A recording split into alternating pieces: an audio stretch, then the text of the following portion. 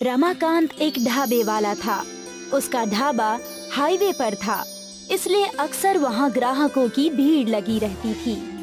भाई एक छोले पूरी, एक पुलाव और एक दाल खिचड़ी, पर जल्दी करना। आप बैठिए, अभी भेजता हूँ। रमाकांत देर तक अपने ढाबे पर काम किया करता था और देर रात जब वो घर लौटता तो उसकी बेटी नीलिमा उसका इंतजार कर रही होती थी। तू सोई नहीं अब तक? आज तक कभी ऐसा नहीं हुआ है कि आपको खाना खिलाए बगैर मैं सो जाऊं। अब तक तो नहीं, पर आगे हो सकता है। और वो क्यों भला? क्योंकि मैंने तेरी शादी के लिए रिश्ता ढूंढ लिया है। क्या पापा, मुझे नहीं करनी शादी वादी।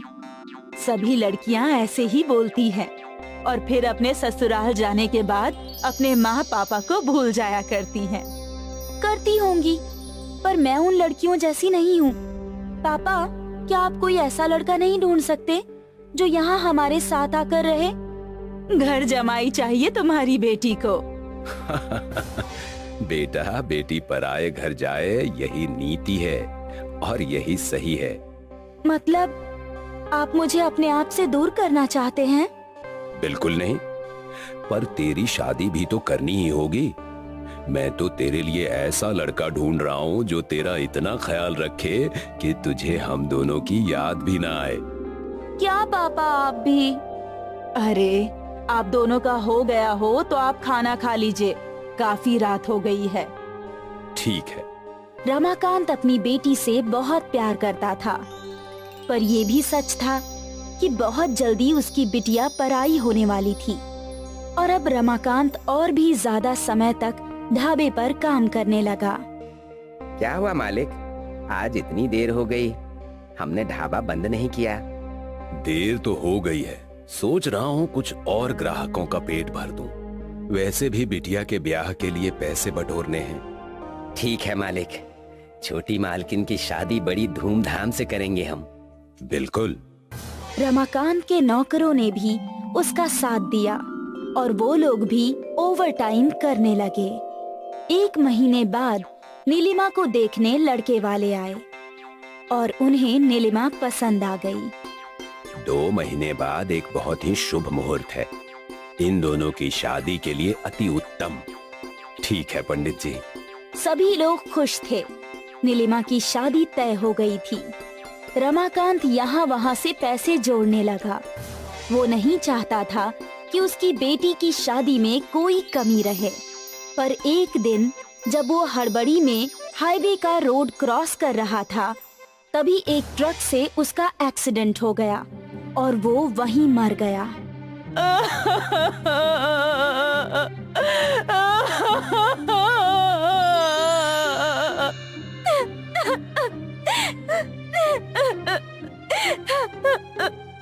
जिस घर में डोली उठने वाली थी, उस घर में पिता की अर्थी उठी।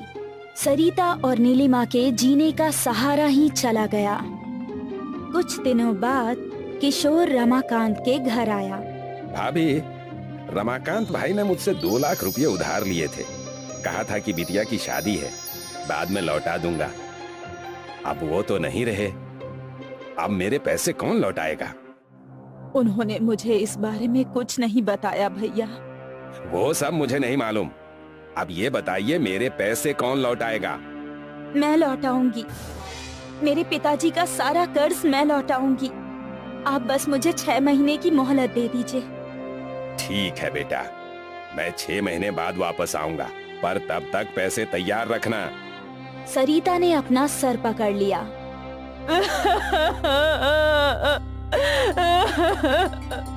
माँ, तुम चिंता मत करो, सब ठीक हो जाएगा। पर ये कर्ज कैसे उतारेंगे? काम करके मैं पिताजी का ढाबा चलाऊंगी। पर बेटा, तू कैसे ये सब करेगी? कर लूंगी माँ, पिताजी है ना मेरे साथ। और अगले ही दिन नीलिमा ढाबे पर चली गई। काका, आज से मैं ढाबा संभालूंगी। ठीक है बेटा, तुम्हारे पिताजी के हम पर बहुत एहसान है। हम सब तुम्हारा साथ देंगे। आपसे यही उम्मीद थी। ढाबे पर गाड़ियां रुकने लगी और लोग खाना खाने आने लगे। नीलिमा सबका ऑर्डर और पैसे लिया करती थी। सुबह से रात तक वो ढाबा संभाल रही थी। ढाबा बंद करने के समय नीलिमा ने हिसाब जोड़ा। आज तो बस 3,000 का ही गल्ला हुआ है, जिसमें बस 1,500 का मुनाफा। ऐसा चलता रहा तो मैं किशोर काका का उधार कैसे चुकता करूंगी? हे भगवान, मेरी मदद कीजिए। अगले कई दिनों तक नीलिमा सुबह से रात तक काम करती थी, पर जो मुनाफा वो कमा रही थी वो कम ही था। वो बिल्कुल भी संतुष्ट नहीं थी। कई दिन बीत गए। एक रात सारे नौकर चले गए और नीलिमा ढाबा बंद कर रही थी। तभी एक बूढ़ा साधु उसके पास आया। बेटा, 2 दिनों से भूखा हूँ, कुछ खाने को हो तो दे दो। आइए, बैठिए। पर बेटा, मेरे पास तुझे देने के लिए पैसे नहीं हैं। कोई बात नहीं। नीलिमा किचन में गई तो वहाँ सब्जी थी पर रोटी नहीं थी। नीलिमा ने देखा कि रुमाली रोटी का आटा रखा था। उसने तुरंत चूल्हा जलाया और मटके पर 2 मटका रोटी बनाई और सब्जी के साथ उस साधु को परोस दी। वो साधु बहुत भूखा था। खाना देखते ही खाने लगा। जब उसका खाना खत्म हुआ तो उसने हाथ धोए। धन्यवाद बेटी, तुमने एक भूखे का पेट भरा है। भगवान तुम्हारा हमेशा भला करेंगे। मैं भगवान से तुम्हारे लिए प्रार्थना करूंगा। मेरे लिए नहीं, मेरे पिताजी के लिए प्रार्थना कीजिएगा। वो अब इस दुनिया में नहीं है। पल भर में उस साधु ने नीलिमा का अतीत जान लिया। तू बहुत ही साहसी है बेटा, और तेरे इस संघर्ष में मैं तेरी मदद करूंगा। जिस मटके पे तूने ये रोटी बनाई है, आज से वो मटका जादुई बन जाएगा। जो भी उस मटके पर बनी रोटी खाएगा, वो अपने आप को दूसरी खाने से रोक नहीं पाएगा, और तू दिन दुगनी रात चौगुनी तरक्की करेगी।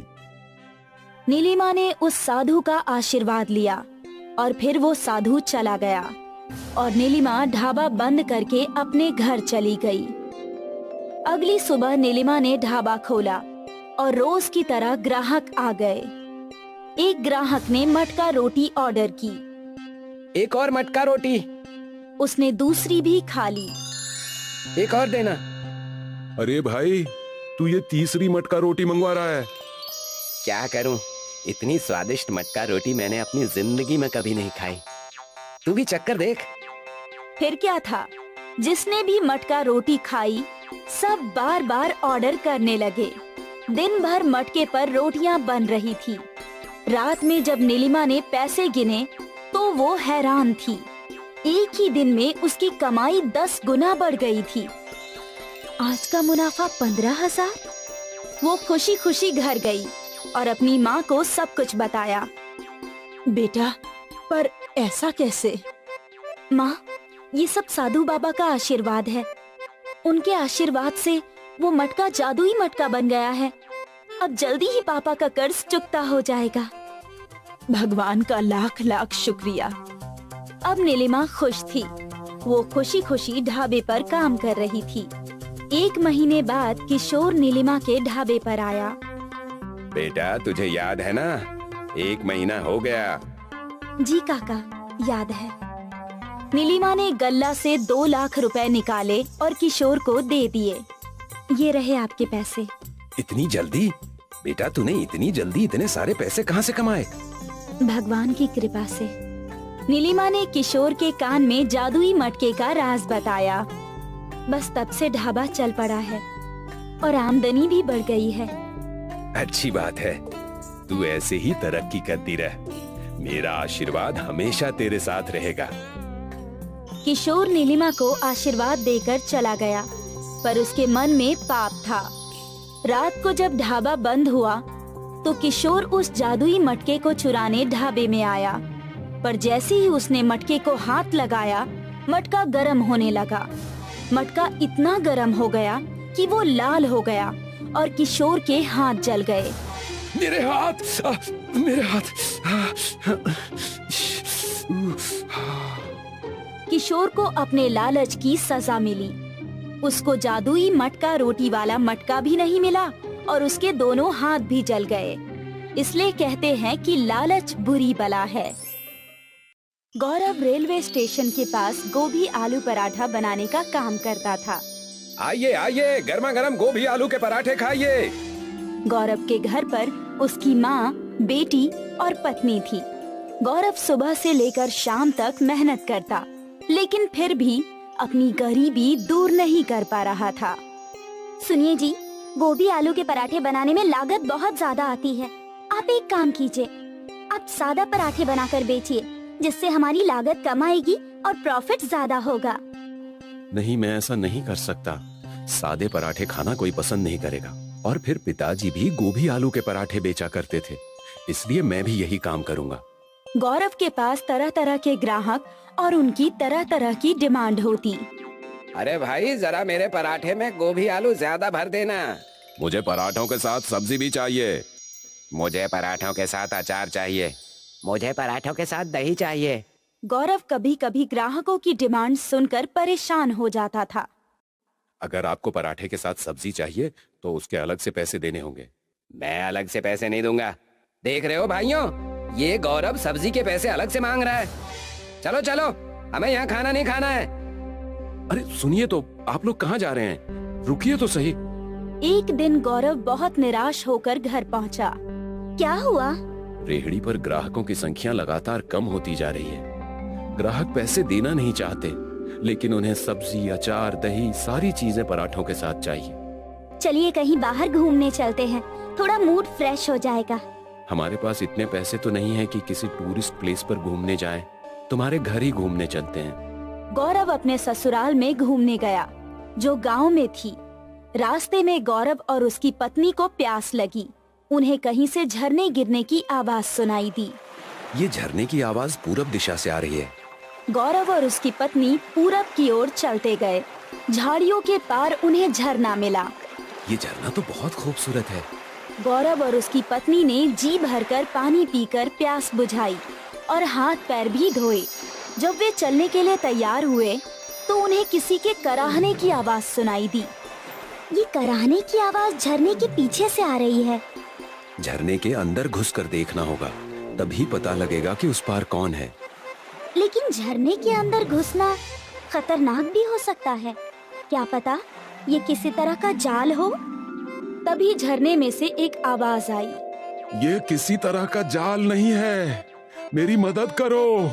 मैं एक साधु हूँ, मुझे कैद से मुक्त करो।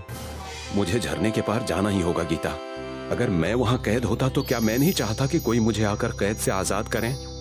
गौरव झरने के पार गया तो उसने देखा कि एक साधु एक कटीले खंभे से बंधा हुआ है।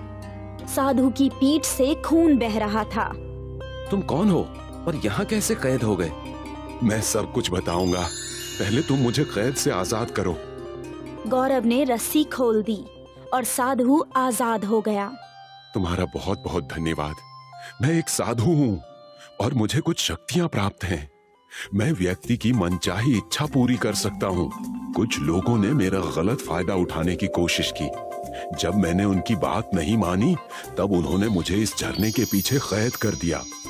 अगर तुम्हें चमत्कारी शक्तियाँ प्राप्त हैं तो तुमने स्वयं को खुद ही आजाद क्यों नहीं कर लिया? मैं अपनी शक्तियों का प्रयोग स्वयं के लिए नहीं कर सकता।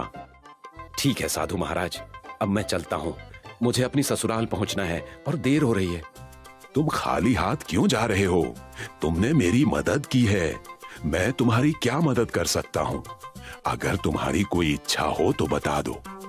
नहीं साधु जी, मैं अपनी मेहनत और लगन से जीवन में कुछ हासिल करना चाहता हूँ। साधु गौरव से बहुत खुश हुआ और उसने मन ही मन गौरव को आशीर्वाद दिया। गौरव अपने ससुराल से लौटने के बाद फिर से अपने गोभी आलू के पराठे बनाने के धंधे में लग गया। आइए आइए, गर्मा गर्म गोभी आलू के पराठे खाइए। आइए आइए। ग्राहक फिर से तरह तरह की डिमांड करने लगे। अरे भाई, मुझे पराठे के साथ सब्जी भी चाहिए। सब्जी तो नहीं है।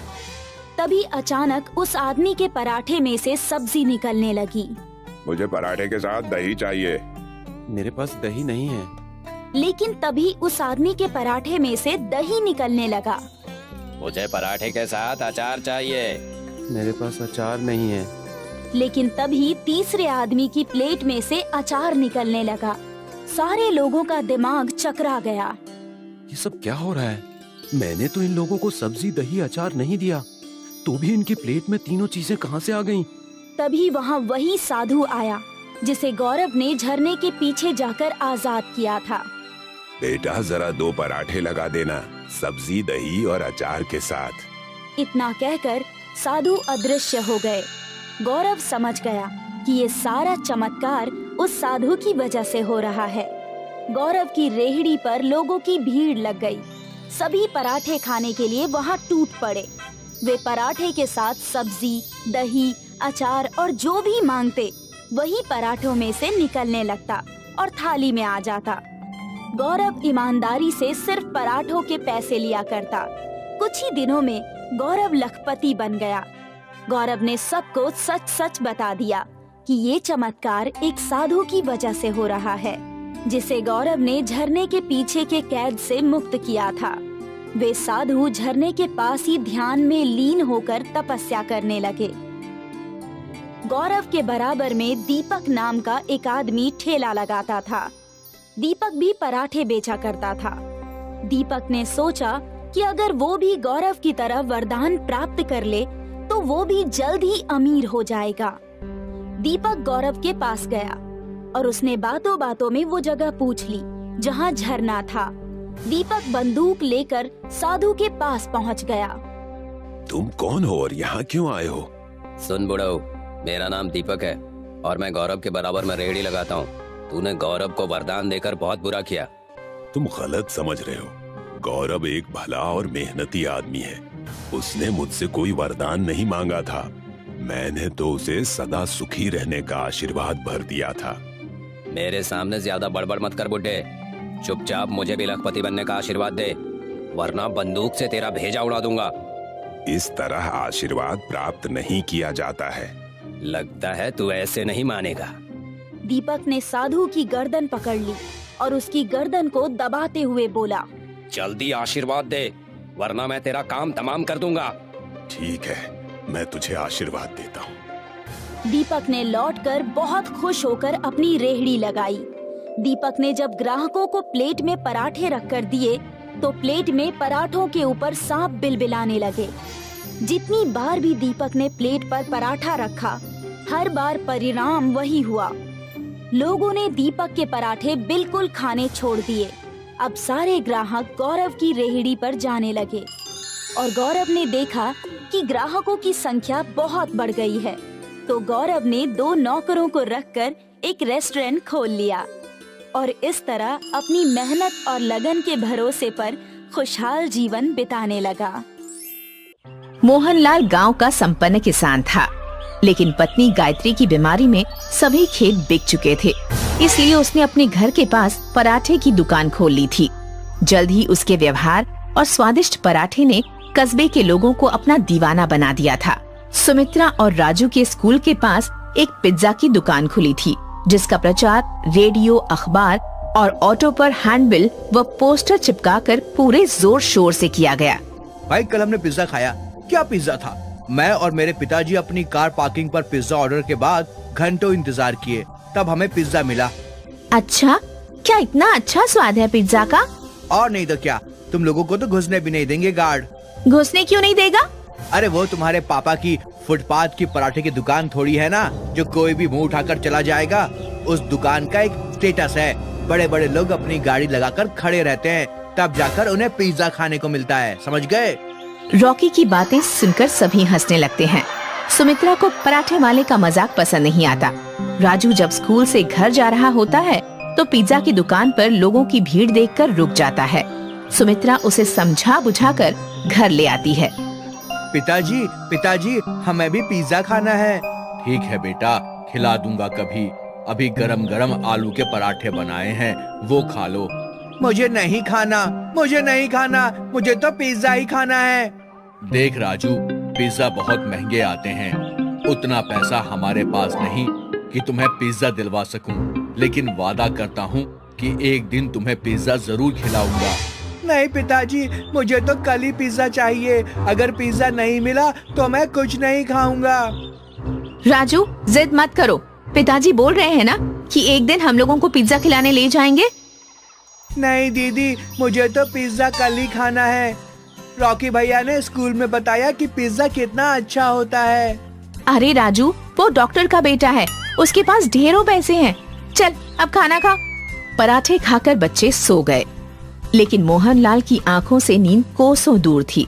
वह अपनी गरीबी को कोस रहा था कि कितना बेबस है वो, जो अपने बच्चों की मामूली खाने की मांग को भी पूरा नहीं कर सकता। उसकी आंखों में आंसू आ गए। सोचते सोचते न जाने कब उसे नींद आ गई। अगले दिन सुबह बच्चे स्कूल गए। आज भी पूरे स्कूल में पिज्जा की ही चर्चा हो रही थी। दोस्तों, कल मेरा जन्मदिन है और कल मेरी तरफ से कल शाम को सभी को पिज्जा पार्टी है। कल संडे है और स्कूल की भी छुट्टी है। सभी कल शाम में अच्छे अच्छे कपड़े पहन कर आना, ओके? भैया, हम भी आएंगे ना? हमें नहीं बोला आपने? नहीं, तुम लोग वहाँ नहीं जा सकते। वहाँ सभी बड़े बड़े लोग आते हैं, स्टेटस वाले लोग आते हैं। तुम बस पराठे खाओ।